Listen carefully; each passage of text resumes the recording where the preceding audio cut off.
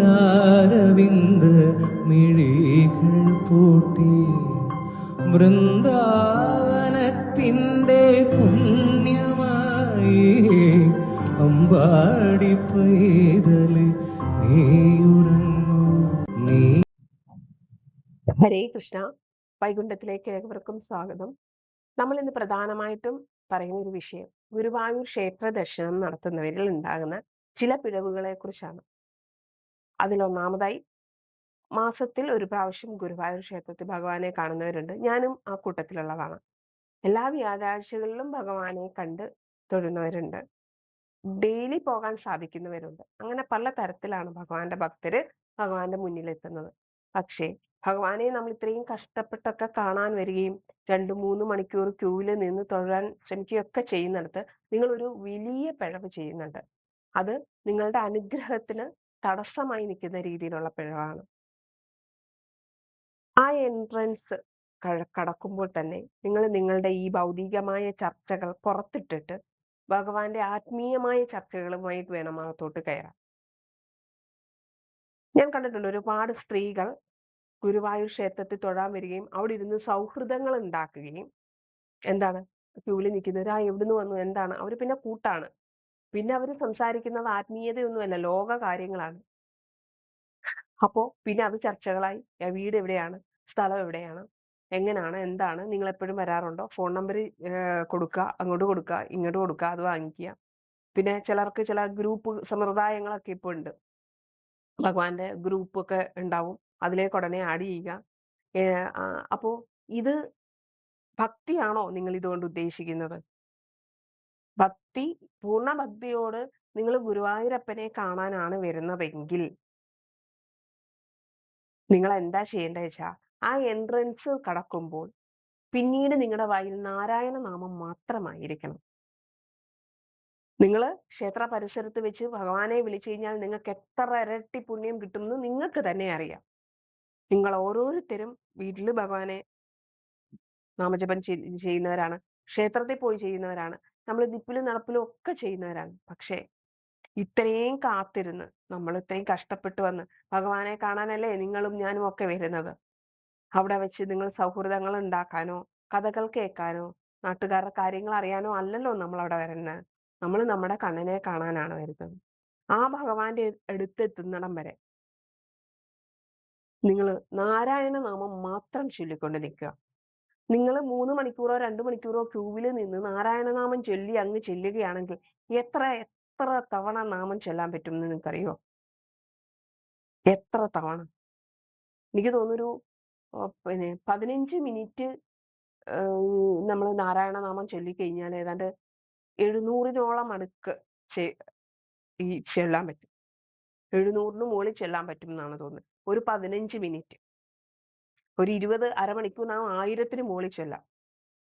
അപ്പോൾ നിങ്ങൾ ഈ 2-3 മണിക്കൂർ നിൽക്കുമ്പോൾ നിങ്ങൾക്ക് എന്താണ്, നമുക്ക് പുറത്തിറങ്ങിയിട്ട് സൗഹൃദങ്ങളൊക്കെ ആ എൻട്രൻസിന് പുറത്ത് വെച്ച് കാണാട്ടോ, അല്ലെങ്കിൽ പുറത്ത് വെച്ച് സംസാരിക്കാട്ടോ, പുറത്ത് വെച്ച് നമ്പറൊക്കെ നമുക്ക് ഷെയർ ചെയ്യാട്ടോ, അങ്ങനെ നിങ്ങളൊന്ന് തീരുമാനിച്ചു നോക്കൂ. വളരെ സ്നേഹത്തിന്റെ ഭാഷയിൽ ഞാൻ പറയുകയാണ്. കാരണം ഭഗവാന്റെ ഭക്തി എന്ന് വെച്ച് കഴിഞ്ഞാൽ അതൊരു ചെറിയ കാര്യമല്ല. അല്ലെ ഭഗവാനിൽ എത്തിച്ചേരുക എന്ന് വെച്ച് കഴിഞ്ഞാൽ അതൊരു ചെറിയ കാര്യമല്ല. അപ്പോ ആ കാര്യത്തിന്റെ ആ പുണ്യത്തിന് വേണ്ടി നമ്മൾ വന്ന് നിൽക്കുമ്പോൾ സംസാര പ്രശ്നങ്ങൾ, അല്ലെ നമ്മുടെ ഈ ചുറ്റുവട്ടത്തുള്ള പ്രശ്നങ്ങൾ, ദുഃഖങ്ങളൊന്നും നമ്മൾ ഷെയർ ചെയ്യുക അവിടെയല്ല പറയേണ്ടത്. അകത്തുണ്ട് നമ്മുടെ ആള്. അകത്തല്ല, നമ്മൾ വരുമ്പോൾ തന്നെ നമ്മുടെ കൂടെ തന്നെയുണ്ട്. ഈ അടുത്ത സമയത്ത് ഒരു 2 വർഷം മുമ്പ് നടന്നിട്ടുള്ളതാണ്. ഒരു പ്രഗത്ഭനായ ഒരു വ്യക്തി പറഞ്ഞ കഥയാണ്. അപ്പോ നിങ്ങളെല്ലാവരും കേട്ടിട്ടുണ്ടായിരിക്കുന്ന കഥകളൊക്കെ തന്നെയാണ്.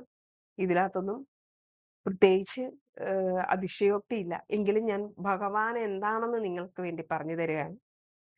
ഒരു അമ്മ മക്കളുണ്ടാകാതെ ഭഗവാനെ എന്നും വന്ന് കാണും.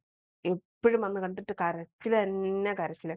എന്റെ കണ്ണാ, എനിക്ക് ഉണ്ണി ഉണ്ടാകുന്നില്ലല്ലോ, എനിക്ക് കുഞ്ഞിനെ വേണം. അല്ലച്ചാൽ അവസാനം പറയുന്ന ഒരു കാര്യമുണ്ട്, ഇനിയും കാണാൻ ഞാൻ വരില്ല, എനിക്ക് കുട്ടി ഉണ്ടാകാതെ ഞാൻ ഇനിയും ഭഗവാനെ കാണാൻ വരില്ല. ഭഗവാന് ഏറ്റവും സങ്കടമുള്ള ഒരു കാര്യമാണ്. ഇത് ഞാൻ പറഞ്ഞ കഥയല്ല. പ്രഗത്ഭനായ മറ്റൊരു വ്യക്തിയുടെ കഥ നമ്മൾ കടമെടുക്കുകയാണ്. അദ്ദേഹം പറഞ്ഞിട്ടുള്ള ഒരു കഥയാണ്. അപ്പം ഉണ്ണി ഉണ്ടാകാതെ ഇനി വരില്ല. അപ്പം ഭഗവാന് ഏറ്റവും സങ്കടമാണ്. ഇങ്ങനെ ഇനി ഇന്നത് സാധിക്കാതെ ഞാൻ വരില്ല. ഒരിക്കലും അങ്ങനെ പറയില്ല ട്ടോ. ഞാൻ എന്റെ ഈ ജന്മത്തിൽ ഞാൻ അങ്ങനെ പറഞ്ഞിട്ടില്ല. എനിക്കങ്ങനെ പറയാൻ പറ്റില്ല. കാരണം എത്ര സങ്കടാ നമ്മുടെ ഭഗവാൻ അങ്ങനെ നമ്മള് പറയുന്നത്. അപ്പൊ അമ്മ പറഞ്ഞു, അമ്മയ്ക്ക് ഉണ്ണി ഉണ്ടായി. കാലങ്ങൾ കഴിഞ്ഞു പോയി. നമ്മുടെ അന്നലക്ഷ്മി ഹാളിൽ ഭക്ഷണം കഴിക്കാൻ അമ്മ ഇരിക്കുന്നു. കാളനും രസവും ഓലനും ഒക്കെ വിളമ്പുന്ന ആളിങ്ങനെ വിളമ്പിക്കൊണ്ട് വന്നപ്പോ പറഞ്ഞു, ഞാൻ പറഞ്ഞതല്ലേ, എന്റെ കയ്യിൽ നിന്ന് പിടിച്ചു വാങ്ങിയതല്ലേ, ഞാൻ വേണ്ടാന്ന് പറഞ്ഞിടത്ത് പിടിച്ച് എന്റെ കയ്യിൽ നിന്ന് വാങ്ങിയതല്ലേ എന്ന് പറഞ്ഞിട്ട് ഇദ്ദേഹം അങ്ങ് നടന്നുപോയി. അപ്പൊ ഒരു നിമിഷം ആ അമ്മ ചിന്തിച്ചു. ആ അന്നലക്ഷ്മി ഹാളിൽ ഭക്ഷണം കഴിക്കാനിരിക്കുന്നത് അമ്മയുടെ മകനും മരുമകളും അമ്മയുടെ മകനും മരുമകളും അമ്മയെ നടക്കി അവിടെ കൊണ്ടുവന്ന് ഉപേക്ഷിച്ചു. അപ്പം ഭഗവാൻ വേണ്ട എന്ന് പറഞ്ഞതാണ്. ഭഗവാനെ കാണാൻ വരില്ല എന്ന് പറഞ്ഞ് ഭഗവാനോട് ചോദിച്ച് വാങ്ങിച്ചതാണ്. അതവിടെ ആ അമ്മ അമ്മയെ ഓർമ്മപ്പെടുത്തുകയാണ് ചെയ്തത്. മറ്റൊരു കഥയുണ്ട്. 2 സ്ത്രീകള് ക്ഷേത്രത്തിൽ തൊഴാൻ വരികയും അവിടെയുള്ള ഒരു ഹോട്ടലില് ഇതൊരു 3 വർഷം മുമ്പുള്ള ഒരു കഥയാണ്. ഇതും ഒരു മഹാൻ പറഞ്ഞിട്ടുള്ളതാണ്. അങ്ങനെ വരുമ്പോ റൂം ആവശ്യപ്പെടുമ്പോ പുരുഷന്മാരില്ലാതെ ഒറ്റയ്ക്കുള്ള സ്ത്രീകൾക്ക് മാത്രം റൂം അവൈലബിൾ അല്ല എന്ന് പറഞ്ഞപ്പോ അവര് പറഞ്ഞു, ഉണ്ണിക്കണ്ണനല്ലാതെ ആരും ഭഗവാൻ അല്ലാണ്ട് ഞങ്ങളുടെ കൂടെ ആരുമില്ല. ഞങ്ങൾക്ക് ഭഗവാനേ ഉള്ളൂ എന്ന് പറയുകയും അവരുടെ ആ സംസാരത്തിൽ സ്നേഹം തോന്നിയ ആ അതിന്റെ ഉടമസ്ഥൻ അവർക്ക് റൂം കൊടുക്കുകയും ചെയ്തു. പിറ്റേ ദിവസം ഇവര് തൊഴുതിട്ടൊക്കെ വന്നു കഴിഞ്ഞപ്പോ അദ്ദേഹം പറഞ്ഞു, നിങ്ങൾ എന്നെ പറ്റിച്ചൂലേ, നിങ്ങളുടെ കൂടെ ഒരു ഉണ്ണി ഉണ്ടായിരുന്നല്ലോ, ഒരാൺകുട്ടി ഉണ്ടായിരുന്നല്ലോ, എന്നിട്ട് നിങ്ങൾ അത് പറഞ്ഞില്ലല്ലോ. എന്ന് പറഞ്ഞു, ഇല്ല, എന്റെ കൂടെ ആരും ഉണ്ടായിരുന്നില്ല എന്ന് പറഞ്ഞ് ഞാനിവിടെ വേറെ റൂമുകൾ തുറക്കാനും വൃത്തിയാക്കാനും ഒക്കെ ആവശ്യത്തിന് തുറക്കാനൊക്കെ പോകുമ്പോ നിങ്ങളുടെ റൂമിന്റെ വാതിൽക്ക് ഒരു കുട്ടി നിൽപ്പുണ്ടായിരുന്നല്ലോ, ആ ഡോറ് തുറന്നു കിടന്നപ്പോ അതിനകത്ത് ഒരു കുട്ടീനെ കണ്ടല്ലോ, അതിൽ കിടക്കുന്നത് കണ്ടല്ലോ, അവിടെ നിൽക്കുന്നത് കണ്ടല്ലോ എന്ന് പറഞ്ഞു. അങ്ങനെ ഒരു കുട്ടി അവരുടെ കൂടെ ഉണ്ടായിരുന്നില്ല. അപ്പം ഭഗവാൻ അവരിപ്പോ നമ്മള് റെയിൽവേ സ്റ്റേഷനിലോ ബസ് സ്റ്റോപ്പിലോ വന്നിറങ്ങുന്ന സമയത്ത്, അല്ലെ നമ്മൾ നമ്മുടെ വീട്ടിൽ നിന്ന് വാഹനത്തിൽ പുറപ്പെടുന്ന സമയത്ത് മുതൽ നമ്മുടെ ഗുരുവായൂരപ്പൻ നമ്മുടെ കൂടെ ഉണ്ട്. നമ്മുടെ ഭഗവാന്റെ സാന്നിധ്യം നമ്മുടെ കൂടെ ഉണ്ട്. അതങ്ങോട്ട് ഉൾക്കൊള്ളുക, അതങ്ങോട്ട് മനസ്സിലാക്കുക.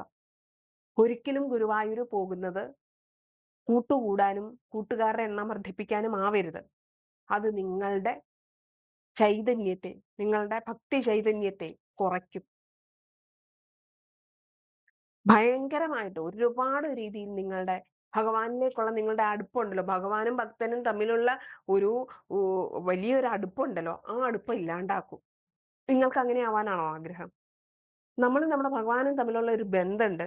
നമ്മുടെ ഈ കാണുന്ന നമ്മളുടെ അകത്ത് ഒരു മനസ്സുണ്ട്. ആ മനസ്സിന്റെ ഉള്ളില് ഉള്ളിന്റെ ഉള്ളിൽ ആ ശ്രീകോവില് നമ്മുടെ ഉള്ളിന്റെ ഉള്ളില് നമ്മുടെ കുറേ സങ്കടങ്ങളും നമ്മുടെ കുറേ വിഷമങ്ങളും ഒക്കെ ഉണ്ട്. അത് കറക്റ്റ് അറിയാവുന്ന ഏക വ്യക്തി നമ്മുടെ ഭഗവാൻ മാത്രമാണ്. ആ ഭഗവാനും നമ്മളും തമ്മിലുള്ള ഒരു ബന്ധമാണ്. നിങ്ങൾ ഈ ഭഗവാനെ കാണാൻ വെപ്രാളം പിടിച്ച് ചെന്ന് കഷ്ടപ്പെട്ട് കാണുന്നതിന്റെ ഇടയ്ക്ക് നിങ്ങളുടെ ഈ സംസാരം കൊണ്ടും നിങ്ങളുടെ മറ്റ് ഈ ചർച്ചകൾ കൊണ്ടും ഒക്കെ കുറഞ്ഞു പോകുന്നത്. സഹസ്രനാമത്തിന്റെ പുസ്തകം കൊണ്ടുപോവാ, സഹസ്രനാമം ചൊല്ലുക, ഒന്നും വേണ്ട. ഓം നമോ നാരായണായ, ഓം നമോ നാരായണായ ചൊല്ലിക്കൊണ്ടിരിക്കുക. ഞാൻ എന്റെ യാത്രകളിലൊക്കെ കൂടുതലും എല്ലാരും എന്റെ അടുപ്പമുള്ളവരെല്ലാം പറയാറുണ്ട്, ഗുരുവായൂർ ചെന്ന് കഴിയുമ്പോ ഐശ്വര്യക്ക് ഒരു വെപ്രാളാണല്ലോ, ഒരു വെപ്രാളം പൂണ്ട ഒരു നടത്താണല്ലോ. എനിക്ക് ഭയങ്കര വെപ്രാളാണ് അന്നേരം. ഞാനിങ്ങനെ ഉള്ളില് നാരായണ നാരായണ നാരായണ നാരായണ നാരായണ ഇങ്ങനെ ചൊല്ലിക്കൊണ്ടാണ് നടക്കുന്നത്. എന്റെ ഏറ്റവും അടുത്ത സുഹൃത്തുക്കളെ പോലും ഗുരുവായൂർ ക്ഷേത്രത്തിനകത്ത് വെച്ച് കാണുമ്പോൾ എനിക്ക് അധികമായി സംസാരിക്കാനോ ഒന്നും പറ്റാറില്ല. ഞാൻ അവിടെ ഇങ്ങനെ വേവലാതി പൂണ്ട് ഭഗവാനെ കാണുന്നതിനുള്ളതും വഴിപാടുകൾ നടത്തുന്നതിനുള്ള ഇങ്ങനെ വേവലാതി പൂണ്ട് നടക്കുക. അങ്ങനെ അവിടെ ചെല്ലുമ്പോൾ ഞാനൊരു കുഞ്ഞു കുട്ടി ആയതുപോലെ ഇങ്ങനെ അത് എനിക്കറിയില്ല, ഈ എല്ലാ മാസം പോകുമ്പോഴും അവിടുത്തെ കടകളിൽ കാണുന്നതും ഭഗവാനെ കാണുന്നതും ആ മണ്ണില് ചുവരില് എന്ന് വേണ്ട ഒരു ഇലയിൽ പോലും കാണുന്നതിന് ഞാൻ ഭഗവാനെ കാണും. നിങ്ങൾ പലരും അങ്ങനൊക്കെ തന്നെയാണ്. നിങ്ങൾ ആരും ചെറുതായിട്ടല്ല, അങ്ങനെയല്ല എന്നല്ല ഞാൻ പറയുന്നത്. പക്ഷേ ഇങ്ങനെ ഒരു തെറ്റ് നമ്മളുടെ ഭാഗത്ത് നിന്ന് ഉണ്ടാവുന്നുണ്ട്. പണ്ടൊക്കെ എനിക്ക് ഉണ്ടായിട്ടുണ്ട്. ക്യൂവിലിരുന്ന് ഉറങ്ങുന്നവരെ കണ്ടിട്ടുണ്ട്. പാടില്ല, ഒരിക്കലും പാടില്ല. ഇടയ്ക്ക് പോയി ചായ കുടിക്കുന്നവര്, വെള്ളം കുടിക്കുന്നവരെ കണ്ട് നിങ്ങൾ വെള്ളം കുടിച്ചാ വായൊക്കെ വൃത്തിയായിട്ട് കഴുകിയിട്ട് വേണം പിന്നെ വന്ന് നിക്കാന്. യൂറിൻ പാസ് ചെയ്യാൻ പോകുന്നവര് ഉണ്ട്. അങ്ങനുണ്ടെങ്കിൽ നിങ്ങളത് വൃത്തിയായി വാഷ് ചെയ്ത് അങ്ങനെയൊക്കെ വേണം വരാന്. ഭയങ്കര ശുദ്ധിയോട് കൂടി വേണം വരാൻ. കാരണം ക്ഷേത്രത്തിന് അതിന്റേതായ ചില നിയമങ്ങളുണ്ട്. നമ്മളത് പാലിക്കാൻ ബാധ്യസ്ഥരാണ്. നമ്മുടെ വീട്ടില് നമ്മള് ഭഗവാന് നൈവേദ്യം വെക്കുന്നത് പോലെയാണോ അല്ല കാര്യങ്ങൾ ചെയ്യുന്ന പോലെയാണോ ക്ഷേത്രത്തിൽ? അല്ല. അവിടെ ഇരിക്കുന്ന ഒരു മൂർത്തി എന്ന് വെച്ച് കഴിഞ്ഞാൽ ഗുരുവായൂർ എത്രയോ പരിസരത്തിനപ്പുറം വരെ ഭഗവാന്റെ പ്രഭയുണ്ടെന്ന് നിങ്ങൾക്കറിയോ? ഭഗവാന്റെ ആ പവർ ഇങ്ങനെ നിറഞ്ഞു നിൽക്കുകയാണ് ആ അതുകൊണ്ടല്ലേ 7 ജന്മ പുണ്യമാണ് ഗുരുവായൂർ ജനിക്കാൻ പറ്റുക, ജീവിക്കാൻ പറ്റുക എന്നൊക്കെ വെച്ച് കഴിഞ്ഞാൽ. അതുകൊണ്ടല്ലേ നമ്മളൊക്കെ ഗുരുവായൂർ ഒരു പടി മണ്ണ് അല്ലെ ഒരു ഒരു കിടക്കയിടം ഉണ്ടാവണം എന്ന് ആഗ്രഹിക്കുന്നത്. എന്റെയൊക്കെ ജീവിതത്തിലെ ഏറ്റവും വലിയ സ്വപ്നം ഗുരുവായൂർ ഭഗവാനെ എന്നും കണ്ട് തൊഴാൻ പറ്റുന്ന രീതിയിൽ ഉള്ള ഒരു ഇത്. കാരണം നമ്മൾ അവിടുത്തുകാരാണ്, ഡെയിലി നമുക്ക് തൊഴാനുള്ള സംവിധാനം ഉണ്ട്. അങ്ങനെ ഒരു അവസ്ഥ ഭഗവാനെ എത്തിച്ചു തരണേ എന്നുള്ളതാണ് എൻ്റെ ഏറ്റവും വലിയ പ്രാർത്ഥന. ഞാൻ എൻ്റെ ചെറുതിലെ പ്രാർത്ഥിച്ചിട്ടുണ്ട്. ഭഗവാന്റെ ജ്ഞാനപ്പാന കേൾക്കുന്ന ദൂരത്തിൽ എനിക്ക് താമസിക്കാൻ പറ്റണം. ഭഗവാന്റെ മണിലായിരിക്കണം എൻ്റെ യാത്രയും.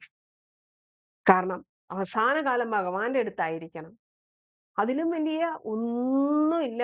അതിലും വലിയ പൂജയും നാമങ്ങളും ഒന്നുമില്ല. നമ്മളെ മനുഷ്യരല്ല അംഗീകരിക്കേണ്ടിയത്. അല്ലെ മനുഷ്യന്റെ മുന്നിലല്ല നമ്മളെ മാത്രം കാണുന്നത്. നമ്മുടെ ഉള്ളിൽ മനസ്സ് കാണുന്ന ഒരാളുണ്ട്, നമ്മുടെ ഗുരുവായൂരപ്പൻ. ഒരു റെസ്ട്രിക്ഷൻസും ഇല്ല അതിനകത്ത്. നമ്മുടെ എല്ലാ സങ്കടങ്ങളും പറയാം. ഞാൻ പറയലുണ്ട്, നിങ്ങൾ പലരും പറയാറുണ്ടായിരിക്കാം, ആരോടും പറയാൻ പറ്റാത്ത നമ്മുടെ ചില സങ്കടങ്ങള്, നമ്മുടെ ഇല്ലായ്മകള്, ബുദ്ധിമുട്ടുകള്, രോഗദുരിതങ്ങള് എല്ലാം സങ്കടത്തോടെ. ഇനി ഒരു സ്ത്രീക്ക് അവള് ഋതുമതിയായിരിക്കുന്ന സമയത്ത് അവൾക്കുണ്ടാകുന്ന വേദന പോലും, എന്റെ കണ്ണാ എനിക്ക് വയറുവേദന സഹിക്കാൻ പാടില്ല എന്ന് നമ്മൾക്ക് പറയാൻ പറ്റും. എന്റെ കണ്ണാ എനിക്ക് പറ്റില്ല. അവിടെ കൃഷ്ണന്റെ സാന്നിധ്യം ആ സ്ത്രീയുടെ അടുത്ത് ഉണ്ടാവും. ഭഗവാൻ ആ ഭക്തയുടെ അടുത്ത് വന്നിരിക്കും. നിങ്ങൾക്ക് തീണ്ടാലിയാണെന്നുള്ള ഒന്നും അവിടെ ഉണ്ടാവില്ല. അവിടെ വന്നിരിക്കും, നിങ്ങളുടെ കൂടെ ഉണ്ടായിരിക്കും. നിങ്ങളുടെ അങ്ങനത്തെ ശാരീരികമായിട്ടുള്ള അവസ്ഥകളൊക്കെ അനുഭവിക്കുന്ന ഒത്തിരി സ്ത്രീകളുണ്ട്.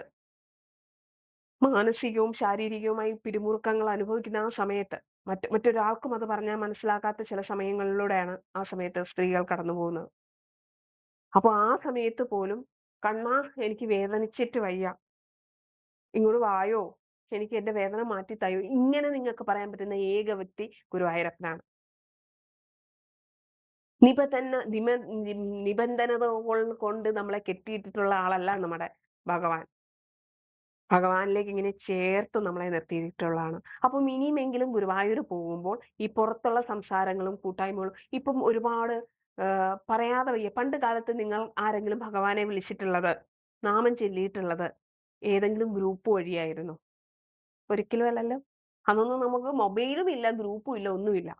പക്ഷെ അന്ന് ഭക്തിയുണ്ട്. നാമം ജപിക്കണം. നമുക്ക് ഒരു ഡസൻ നാമമുണ്ട് അല്ലെ? നമ്മുടെ അമ്മമാര് ചൊല്ലുന്ന നാമം.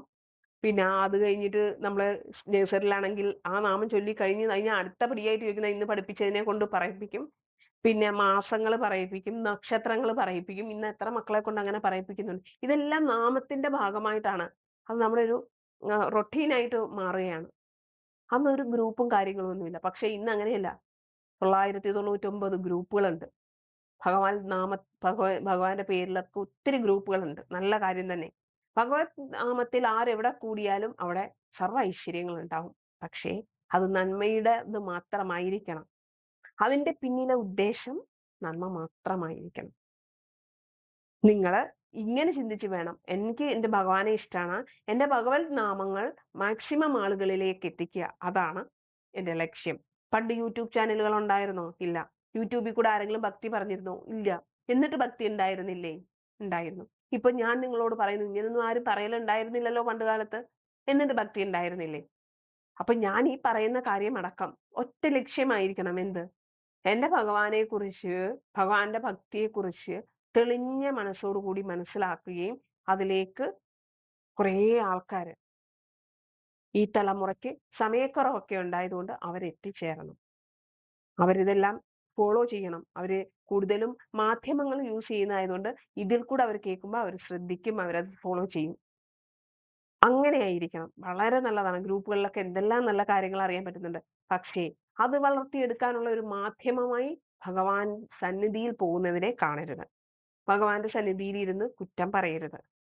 ഈ ആൾക്കാരുടെ അവിടുത്തെ കഥ ഇവിടുത്തെ പറയരുത്. നിങ്ങൾ ആരെങ്കിലും അങ്ങനെയുള്ള കാര്യങ്ങൾ ചെയ്യുന്നുണ്ടെങ്കിൽ നിർത്തിക്കൊള്ളുക. നിങ്ങൾ ആ പോയി കഷ്ടപ്പെട്ട് പോയി തൊഴുന്ന അതിന്റെ ആ ആ ഒരു പവർ ഇല്ലാണ്ടാക്കരുത്. അപ്പോ നമ്മളങ്ങ് വന്ന് വരുന്ന വഴിക്കേ നമ്മുടെ കൂടെ തന്നെ കയ്യെ പിടിച്ച് വരുന്ന നമ്മുടെ ഉണ്ണിക്കണ്ണനെ കാണാൻ നമുക്കറിയാം 2 മണിക്കൂർ 1 മണിക്കൂർ നിന്നാ കാണാം, അല്ല 3 മണിക്കൂർ നിന്നാ കാണാം. ആ 3 മണിക്കൂർ ഫുള്ള് ഭഗവാന് വേണ്ടി അങ്ങോട്ട് മാറ്റി വെക്കുക. അങ്ങനെ എല്ലാ മാസവും തൊഴുതു നോക്കുക. ഫലം നിശ്ചയാണ്. യാതൊരു മാറ്റവും ഇല്ല. യാതൊരു മാറ്റമില്ല. ഭഗവാൻ എന്ന് പറഞ്ഞാൽ ഗുരുവായൂരപ്പൻ എന്ന് പറഞ്ഞു കഴിഞ്ഞാൽ നിങ്ങൾ വിചാരിക്കുന്നതിനപ്പുറം നമ്മുടെ എല്ലാ കുറവുകളും തെറ്റുകുറ്റങ്ങളും ക്ഷമിച്ചു തരുന്ന ഭഗവാനാണ്. ക്ഷമിക്കാൻ പറ്റുകച്ചാൽ അത് വലിയ കാര്യമാണല്ലോ. അത് നമ്മുടെ കണ്ണനെ കൊണ്ട് സാധിക്കും. പിന്നെ ആവശ്യങ്ങള്, നിങ്ങളുടെ ദുഃഖങ്ങൾ, പ്രയാസങ്ങൾ ഒന്നും പറയണ്ട, അങ്ങോട്ട് വെച്ചാ മതി. ഞാൻ പലപ്പോഴും വിചാരിക്കും ഗുരുവായൂർ പോകുമ്പം ഇത് പറയണം എന്നൊക്കെ കരുതി പോകും. പക്ഷെ മുന്നിൽ ചെല്ലുമ്പം പരിഭവം പറയുവാൻ വന്നു. ആ മുഖത്തോട്ട് നോക്കിയപ്പോ ആ ചിരിയിലെല്ലാം അങ്ങോട്ട് മറന്നുപോയി. ഒന്നും പറയത്തില്ല. വീട്ടിൽ വന്ന് കഴിയുമ്പോ എന്തൊക്കെ പറയാൻ പോയതാ ഒക്കെ മറന്നുപോകും. അവിടെ ഞാനും എന്റെ കണ്ണനോടുള്ള എന്റെ സ്നേഹവും മാത്രമാണ്. കണ്ണൻ പലർക്കും പല രീതിയിലാണ്. ചിലർക്ക് മക്കളായിട്ടാണ്, മകനായിട്ടാണ്, ഉണ്ണിക്കണ്ണനായിട്ടാണ്, ചിലർക്ക് പ്രിയപ്പെട്ടവനായിട്ടാണ്, ചിലർക്ക് ഭർത്താവിനെ പോലെ, കാമുകനെ പോലെ, മകനെ പോലെ, അച്ഛനെ പോലെ, അങ്ങനെ പല രൂപത്തിലും പല സ്ഥാനങ്ങളാണ് നമ്മുടെ മനസ്സിൽ നമ്മുടെ ഭഗവാനെ കുറിച്ച്. അപ്പോ ഈ ഒരു കാര്യം എനിക്ക് പറയണം എന്ന് കുറെ നാളായിട്ട് പറയണം എന്ന് വിചാരിച്ചു. അതുകൊണ്ടാണ് വോയിസ് ഓവർ കൊടുക്കാതെ നേരിട്ട് വന്നിട്ടുള്ളത്. നമ്മളങ്ങനെ നേരിട്ട് വന്ന് വീഡിയോ ചെയ്യല് കുറവാണ്. വോയിസ് ഓവർ തരികയാണ്. ഇന്നിപ്പോ ഈ കാര്യം ആയതുകൊണ്ടാണ് ഇങ്ങനെ വന്നത്. അപ്പോൾ ഭഗവാന്റെ അനുഗ്രഹം എല്ലാവർക്കും ഉണ്ടാകട്ടെ. കൃഷ്ണായ വാസുദേവായ ഹരേ പരമാത്മനെ പ്രണത ക്ലേശനാശായ ഗോവിന്ദായ നമോ നമ. കൃഷ്ണായ വാസുദേവായ ഹരേ പരമാത്മനെ പ്രണത ക്ലേശനാശായ ഗോവിന്ദായ നമോ നമ. ഹരേ കൃഷ്ണ. ഗുരുവായൂരപ്പ എല്ലാവരെയും ഭഗവാന്റെ അനുഗ്രഹത്തിന്റെ കീഴിൽ നിർത്തണേ, കാത്തുകൊള്ളണേ ഭഗവാനെ. നമ്മുടെ വൈകുണ്ഠത്തിന്റെ ഭാഗമായിട്ടുള്ള ഓരോ മക്കളുടെയും പ്രശ്നങ്ങളുടെ മേൽ അല്ലെ അവരെ കരുതിക്കോണേ എന്റെ ഉണ്ണിക്കണ്ണ ഗുരുവായൂരപ്പ. എല്ലാവർക്കും നല്ലത് വരട്ടെ. ഹരേ കൃഷ്ണ.